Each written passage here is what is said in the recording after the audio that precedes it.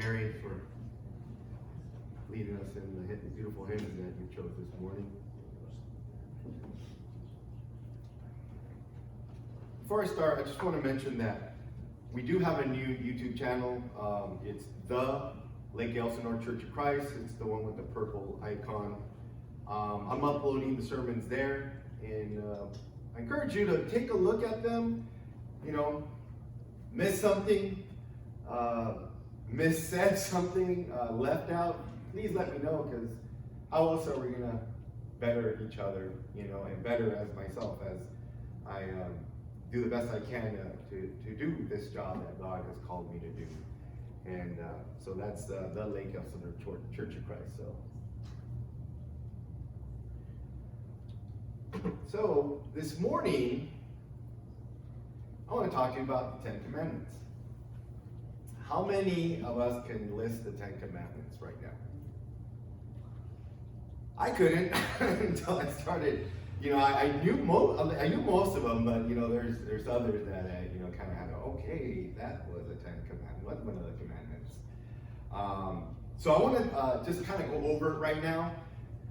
And you know, by the time we get done with this lesson, it's a two-part lesson because we're not going to be able to get through them all today. So I tend to get through a section of them today, and then next week we'll conclude the Ten Commandments. But let's open our Bibles to Exodus chapter 20. Exodus chapter 20.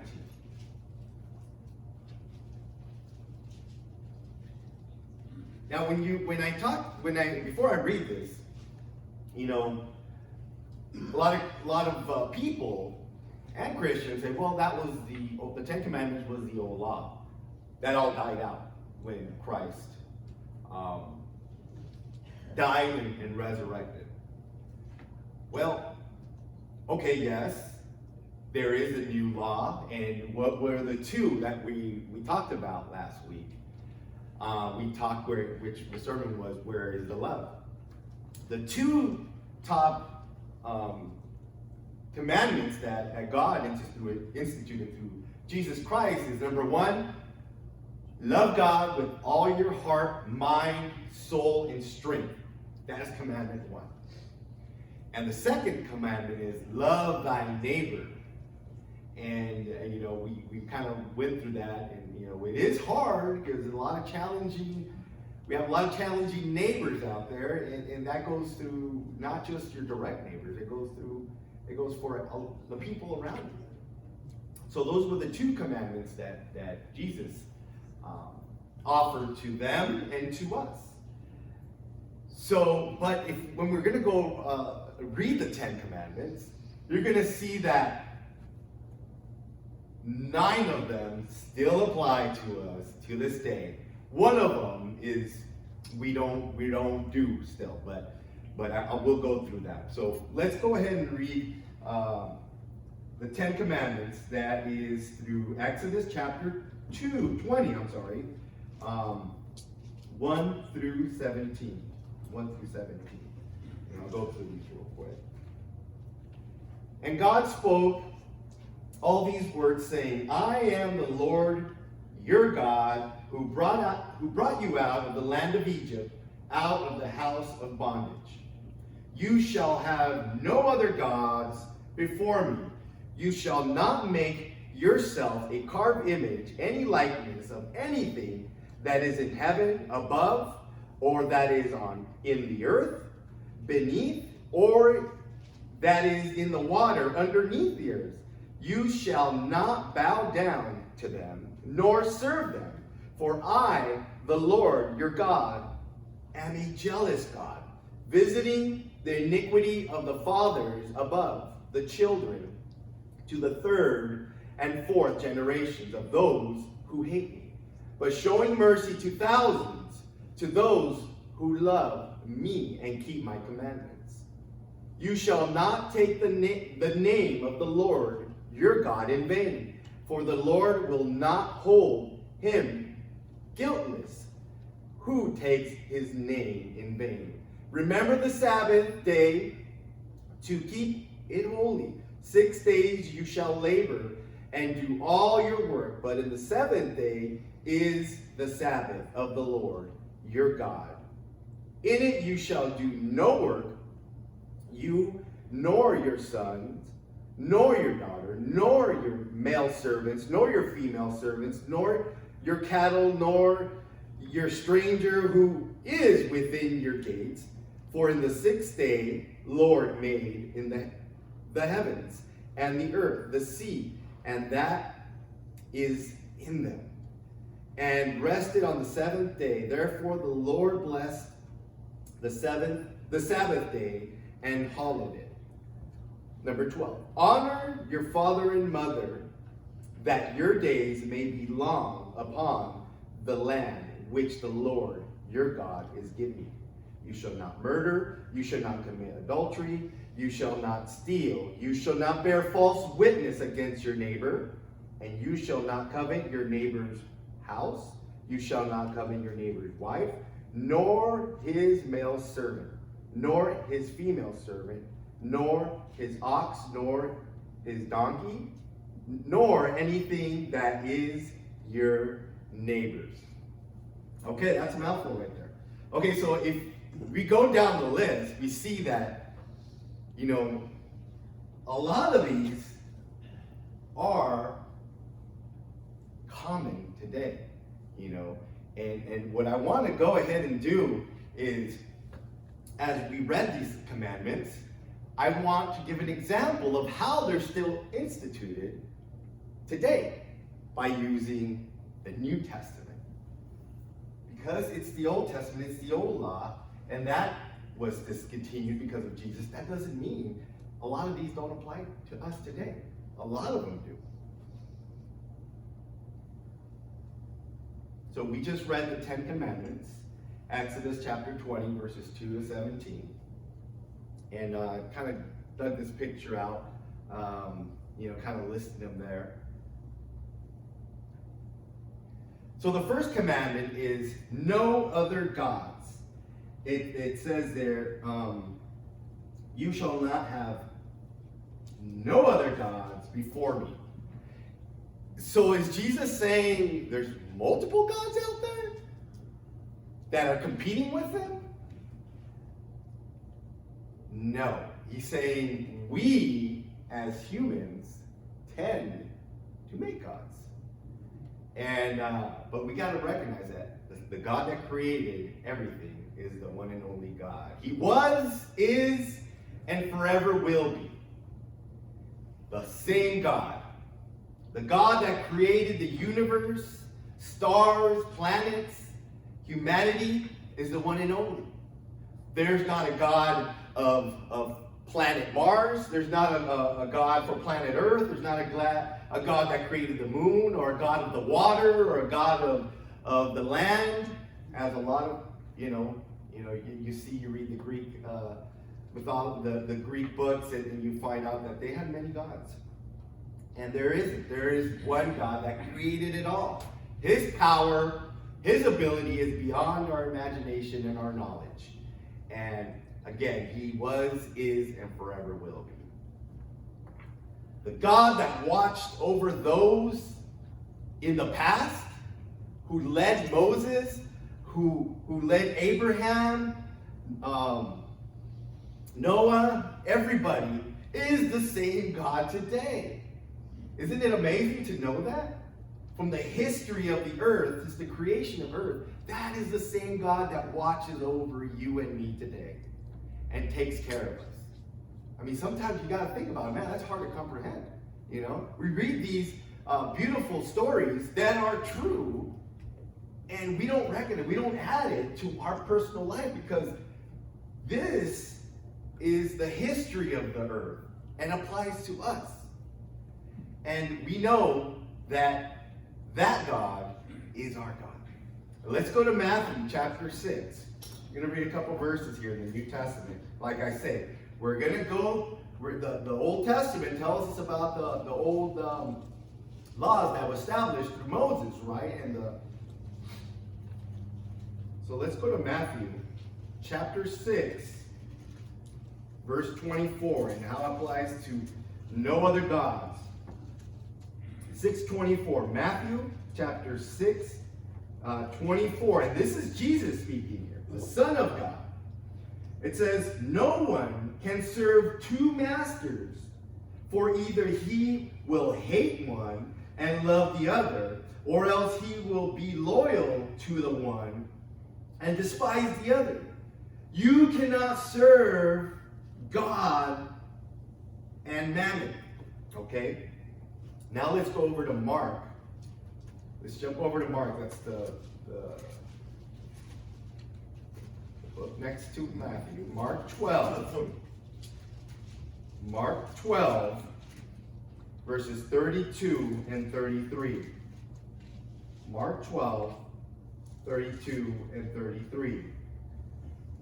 It says, "So the scribe said to him," Jesus, "Well said, teacher, you have spoken the truth, for there is one God, and there is no other but He, and to love Him with all your heart, with all the understanding, with all the soul, with all the strength, and love one's neighbor as oneself, is more than the whole burnt offering and sacrifices." So there it goes again.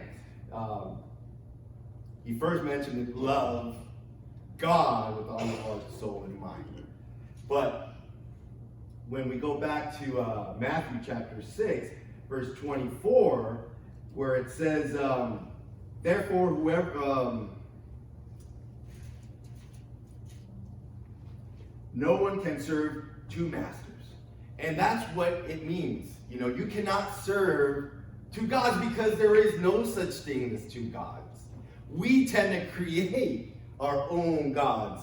And as we'll see in the next slide, it's a thing that because humanity cannot see the God that created everything, they want a God for everything. You know, they want to know, they want to be able to worship multiple gods because that's the way it was and that's the way it is today. That's why you see a lot of different gods around the world, you know, with different nationalities and religions. You know, they all have a different God for everything. So our second commandment is no carved images, which is the word graven, which is a carved image. And that is, let's go back to Exodus.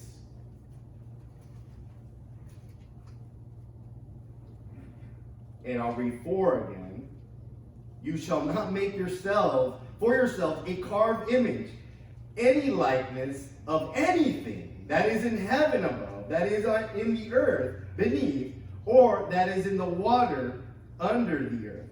You shall not bow down to them, nor serve them, for I, the Lord your God, am a jealous God, visiting the iniquities of the fathers upon the children, to the third and fourth generation, for those who hate me, but showing mercy to thousands, to those who love me and keep my commandments." Wait a minute. God is jealous? Yes, he is. He was and is. But in the Old Testament, it was very common for people to start worshiping something they see. When Moses went up to accept the 10 Commandments from God, when he came down, what were they doing? They were worshiping an idol. They were singing and dancing and worshiping an idol because he took too long. Let's just go ahead. We're waiting on you, but let's do this while we wait. So while we wait for Jesus or we wait for God, now, you know, do we build our own gods? Do we start worshiping other things? There's a lot of influences in the world that can easily start drifting us away. A lot of different religions, you know, they'll catch our interest. They'll have different things in their congregations. You see a lot of congregations that do different events and do different things to get the youth in there. And I remember speaking to a couple of friends, And I'm like, did you grow up going to church? And I'm like, and they're, yeah, I went to church. And he's like, how did you like it? He's like, well, I don't know. I just went because they had a basketball team and they had a carnival every other week. And I'm like, did you learn anything? No. and it's crazy because that's what they use to lure people. But in the Old Testament, this was very common.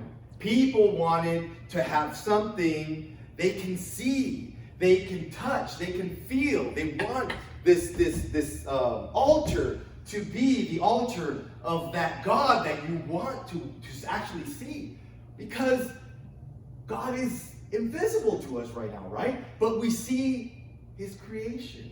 We see his greatness around the world today. We see the mountains, we see the ocean, we see the sky. We wouldn't be able to live if we didn't have air. We wouldn't be able to continue to live if we didn't have water or food. And that's the same God that created everything. Again, people, stubbornness, people wanting to see something. And in some cases, people were forced to worship statues of kings, who these kings thought they were gods because they had the power over everything, and so therefore they established themselves as gods when they're just a mere human as we are. People also did these things, as we're going to see a couple examples here, just to infuriate God and make him jealous. I'm going to create this image because I know God's going to be jealous and I know God's going to be mad because I'm worshiping this statue. I'm worshiping this beautiful thing that I carved. And now is my God. Let's go to Ephesians. If you want to join me, please. Ephesians chapter 5, verse 5 through 7. Let's see about these carved gods and how it applies to the New Testament. Ephesians chapter 5, verses 5 through 7. It says, for this you know, that no fornicator, unclean person, no covetous man, who is an idolater, has any inheritance in the kingdom of Christ, our God. Excuse me. 6. Let no one deceive you with empty words, because of these things the wrath of God comes upon the sons of disobedience. Therefore do not be partakers with them. If we start doing we start leaving the truth of God for other things. And we're going to see, it doesn't necessarily have to be a statue nowadays, though they're still there. It could be things. And we don't even realize it. Man, this has overtaken my life. I'm practically just living for this thing. Material things. Different things that, that can overtake us. Let's go to 1 Corinthians chapter 6. 1 Corinthians chapter 6, verses 9 through 11. 1 Corinthians chapter 6, verses 9 through 11. It says, do you not know that the unrighteous will not inherit the kingdom of God? Do not be deceived, neither fornicators, nor idolaters, nor adulterers, nor homosexuals, nor I'm sorry, I can't pronounce that. Sodomites, nor thieves, nor covetous, nor drunkards, nor revilers, nor extortioners will inherit the kingdom of God. And such were some of you, but you were washed, but you were sanctified, by you were justified in the name of the Lord Jesus, and by this the Spirit of our God. So we will not inherit the kingdom of God if we continue this. We were washed for those of us that were baptized and born again as a Christian, there's no need to have other things that will take us away from the path of Jesus, from the path of God. People still, like I said, want to touch and feel an image. And that's unfortunate because nobody's really gotten to those people. And it's tradition. They're following the tradition of their parents, their grandparents, their great-great-grandparents. So if they did it, I need to do it. When the truth is here. The great, great God, our Father, the originator of everything. Here's some examples. The Hebrews worshiped the golden calf. They were just so involved in wanting something physical and like I said, shiny, beautiful. So here are the Hebrews just worshiping the golden calf, bringing offerings, bringing burnt offerings, bringing everything to it, and praising it, and just knowing that they just wanted to praise something. King Nebuchadnezzar, we read about this in the past. He was a king, a great king, right? He had this great statue built because he saw himself as a god, and he wanted to be a god, and he wanted everybody to worship him. But as we know, not everybody wanted to do it. But they were forced. Going back to people were forced to worship these kings that they thought they were gods. Baal, the god of Jezebel and Ahab. We talked about this in the week prior. This is what I was reading when I was doing the research. You know, and how do you think the god of Baal looked? And the most common answer was, he looked like a gnome.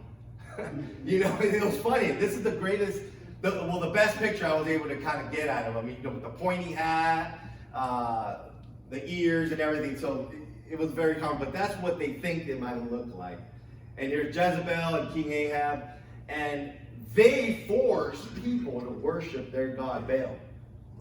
And as we know what happened there, you know, it didn't end up didn't turn out very well because of Elijah, the prophet, and destroying that.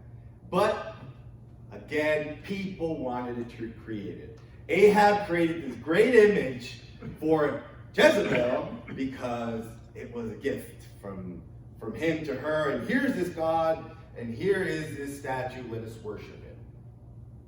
And then today, as of today, in this generation and in the past, we have certain people that worship certain other gods. Buddha in China, very common. You know, they use Buddha to fight off evil spirits, to bring positivity, to bring fortune, knowledge, and that's one of their gods. You know, and it's unfortunate, you know, because look at this golden statue of this, I guess, you know, chubby man. And one of the things I heard is if you rub the belly, it would bring good luck. But, you know, I don't know how accurate is that.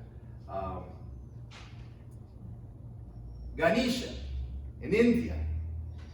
As I read about this kind of elephant, multi-arm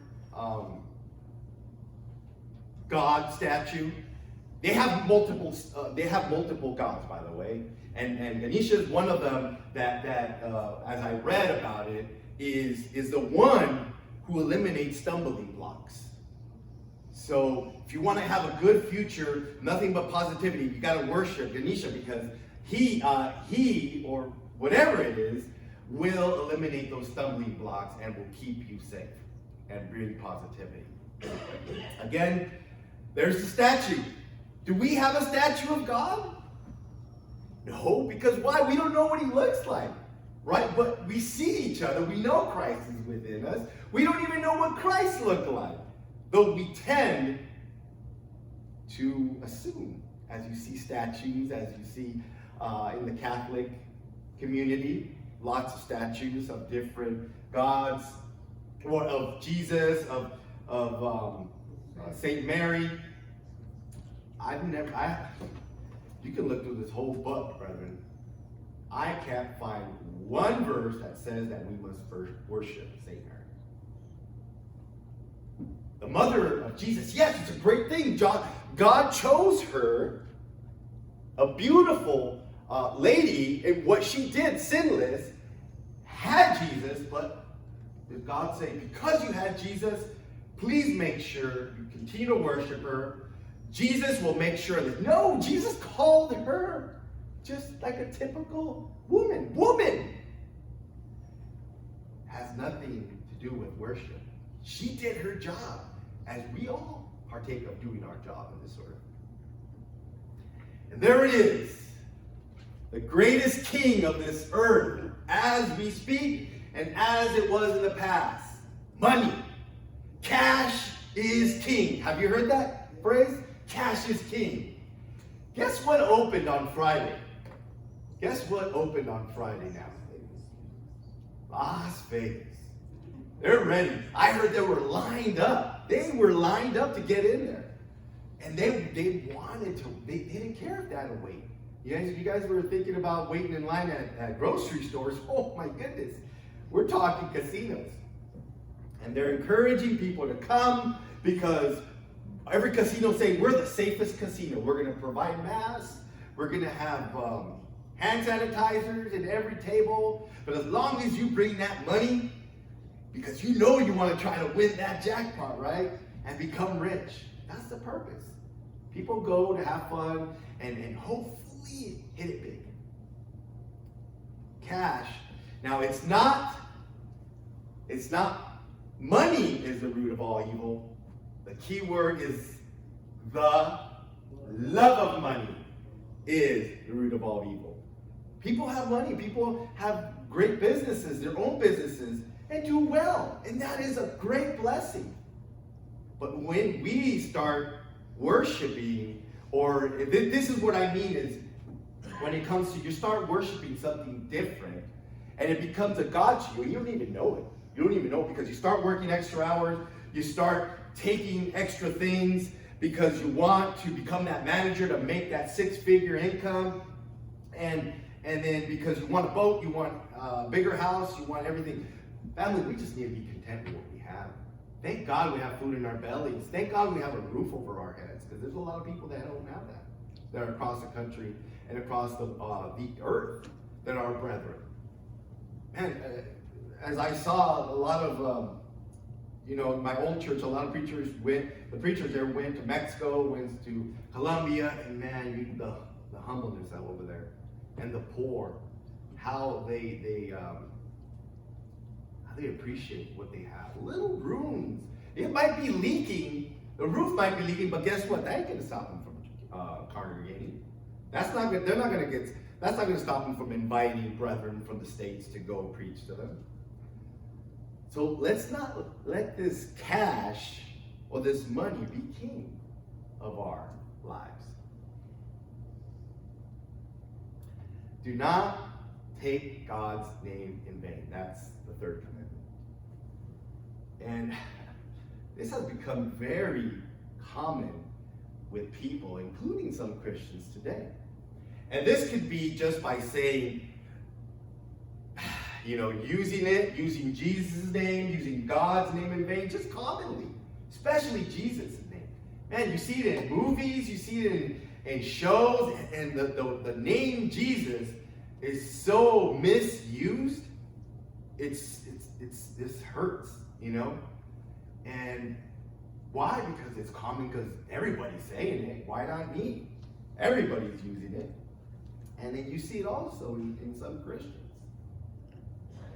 We have no right, absolutely no right, to use God's name in vain. In fact, this is a sin. This is blasphemy.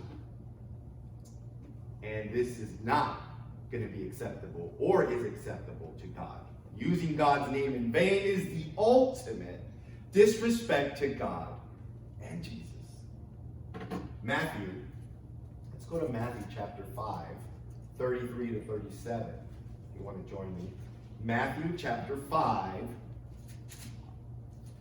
33 and 37. It says, "You again have heard that it was said to those of old, 'You shall not swear falsely, but shall perform your oath to the Lord.' But I say to you, do not swear at all, neither by heaven, for it is God's throne, nor by earth, for it is his footstool, nor by Jerusalem, for it is the city of the great king. Nor shall you swear your head, because you cannot make one hair white or black. But let your yes be yes, and your no be no. For whatever is more than these is from the evil one." Let your yes be yes. Brother, yes. Not yes, and then it becomes a no. Or not no, and then it becomes a yes. And I swear by that I was there. I was there. I was sitting in the back. I remember when I was not a Christian yet, and I kind of felt the obligation to go to church because my parents would go, and I'd be, "Dad, I was there. I was in the back seat. You just didn't see me." And that wasn't true. I just didn't make it. And I should have just been upfront and admitted it. And it comes to yes and no's. "Yeah, brother, sure, I'm going to help you this weekend. Yeah, brother, I'll be there. And then at the end of the moment, you know what? No, brother, kind of have this other commitment that came up after I said yes, so I can't really." Where does that stand? That stands us almost like hypocrites, because we're using yes, and then we're coming at the end of it, it becomes a no. Now there's emergencies, of course. There's emergencies that come up in the last minute, of course. Those are going to happen, but when it's just something that you really can postpone to go help somebody or go do something good, especially a brother, let's commit to it. Let's get through it.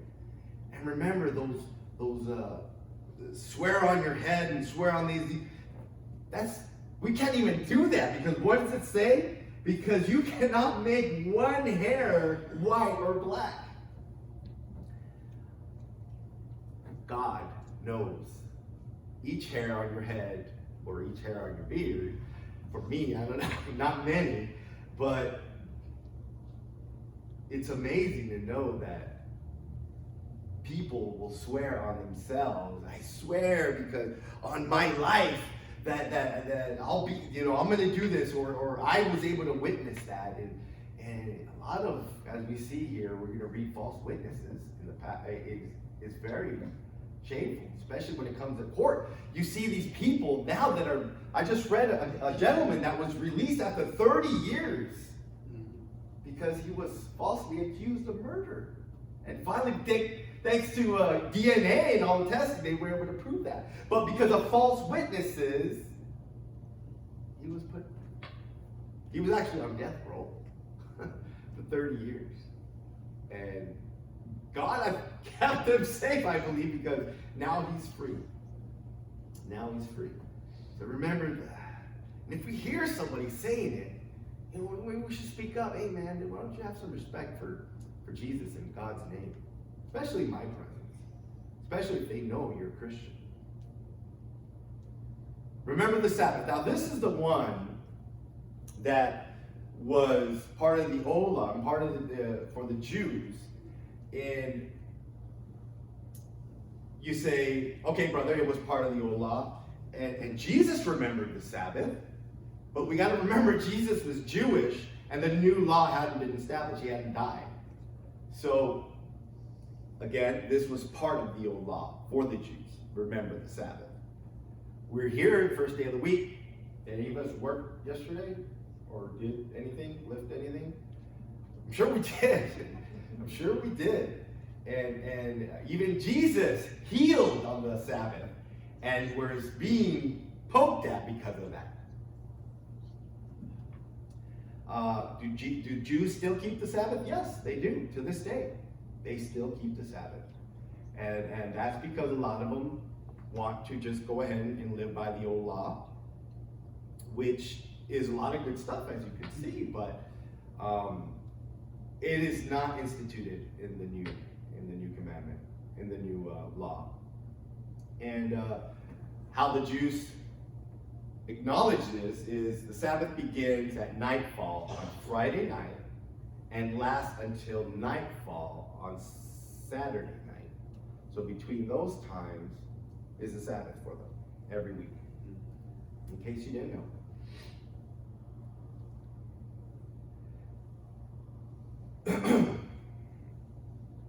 Once Jesus died on the cross, the new law was established, and it did not include the Sabbath. Yes, Jesus acknowledged the Sabbath because he was a Jew, and he was there, and he hadn't died yet. He had not established the new law. But Jesus observed the Sabbath again because of this.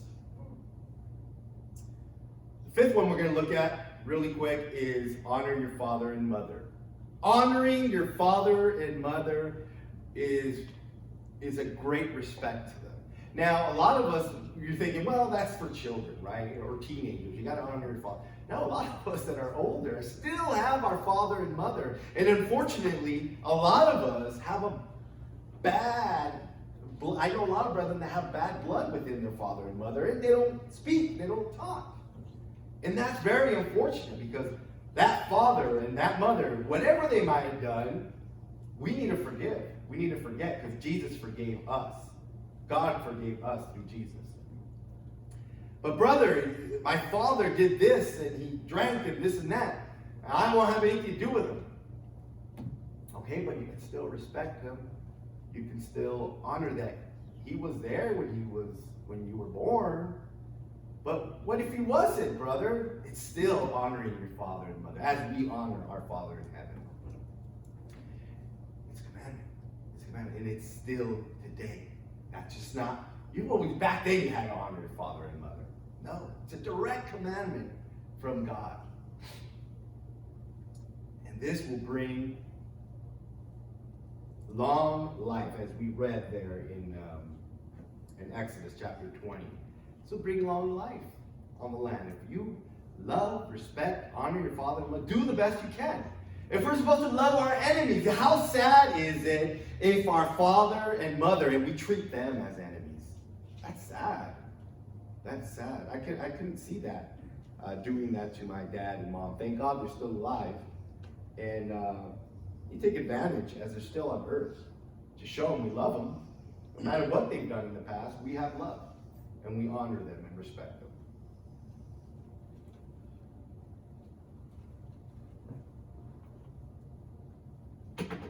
So the batteries are dying.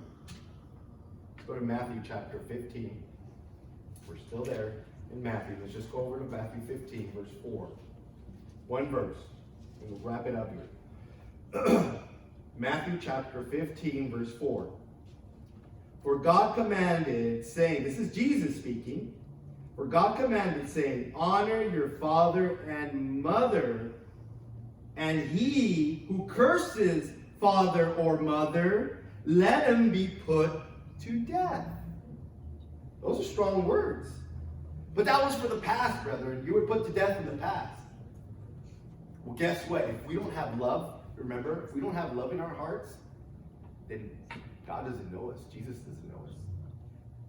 And loving our father and mother is a great commandment by old and by new. And it's a direct order. We'll continue the rest of the commandments next week, brethren. So I hope to see you. If there's anything I missed this morning you want to add, please let me know. And I'll mention it next week for sure. I appreciate your presence. If there's anybody here that needs to obey the gospel, that needs to be baptized and begin a new life with Jesus and start following the commandments of God and Jesus, do it now, because tomorrow's never promised, this afternoon's never promised. As you know, our bodies are so fragile, any little thing can end our lives. You know, any touch of the temple, any little thing that might cause the body harm can end our lives. So let us be prepared. And if you haven't done this, you haven't been baptized in the name of this Father, the Son, and the Holy Spirit, now is the time to do it, brethren. And if you've done this, you've gone back to the world, you've been led by material gods, and you want to come back and you want to acknowledge and you want forgiveness, definitely come back, brother, and ask for prayers, and we'll pray for you, and make sure that God strengthens you to the best ability that you'll be able to do His will, as we all strive to do His will. Thank you so much as we sing the invitation song.